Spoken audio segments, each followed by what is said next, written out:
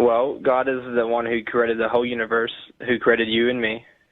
And he is the only God that I know that has a son, you know, besides Greek mythology.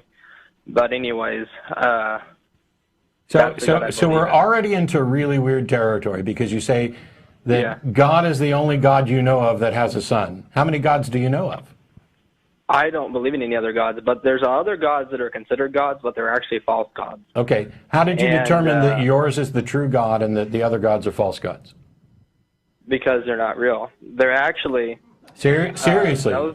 They're not real. That's how you determined it. How did you determine yours was real? See, the question had two parts of why do you not believe these other gods and why do you believe this? Yeah. And if your reason for believing this is because the other ones are wrong, that's a fallacy.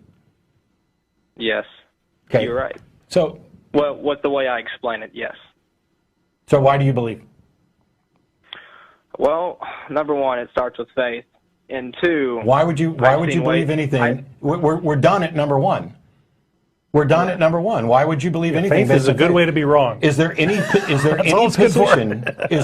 position that I couldn't take based on faith? Is there any position that you could not take based on faith? Right. If you begin with faith, couldn't I believe all those gods you just dismissed, or couldn't I pick one of those gods you dismissed and believe it based on faith as a primary foundation? You could, yeah. Sure. So doesn't that mean that faith is not a good foundation for determining what's true or not true? Not so. That's not what it means. So faith can be used to both believe a true thing and a not true thing, and you think that this doesn't demonstrate that faith is an unreliable path to truth? Well, the Bible says that faith pleases God. Jesus said to Thomas...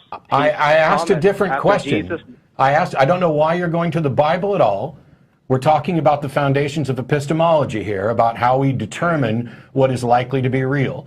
And if your method, your primary method of faith, can lead you both to something that is true and something that's not true, then doesn't that mean that faith is an unreliable path to truth? No. I don't understand. If I can flip a coin to make a decision and it can lead me to the correct decision and an incorrect decision, doesn't that mean that flipping a coin is an unreliable path to the correct decision? Okay, so... That was a yes or no question. If you turn your phone... That was a yes or no question. Okay, what was the question again? If I can flip a coin, and based on its outcome, it can lead me to a correct decision and an incorrect decision, doesn't that mean that flipping a coin is an unreliable method to reach the correct decision? True. Okay.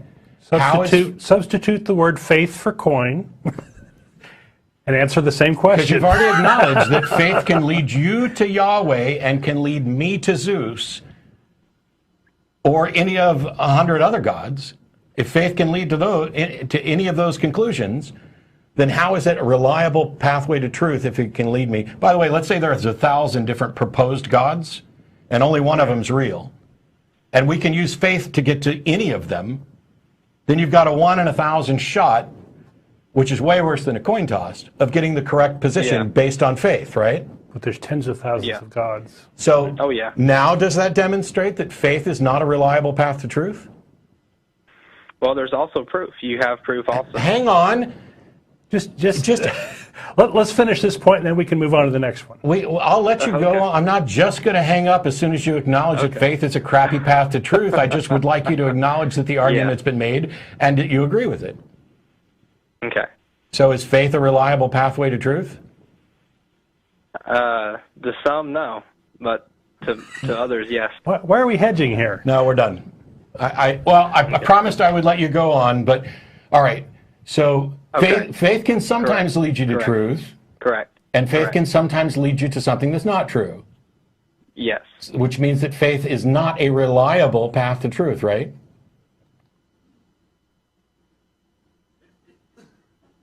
You can't just rule faith out like that, though. The fuck you can. Okay. I'm sorry that logic. I'm sorry that logic demolishes your position, but that's not our problem. The problem I'm having now is that when you've been exposed to a syllogism, to a logical position that shows that your foundation is flawed, instead of acknowledging it, you want to come up with an ad hoc, just, oh, well, you can't get rid of faith that way. It's dishonest. It's incredibly dishonest to have your position demonstrably shown to not be reliable, and you acknowledge this and then want to try to rehabilitate it. Now, you're welcome to make an argument for faith is reliable, why faith is reliable in your case. But if you aren't willing to acknowledge that faith isn't reliable generally, then I don't know how we continue. Any one-sided argument sounds good if it's one-sided. I haven't got to speak yet. Oh, you're wrong. Any one-sided argument doesn't sound good. You presented a one-sided argument and we demolished it. Now you can go on to present another one-sided argument because you said we begin with faith, and faith is not a reliable pathway to truth.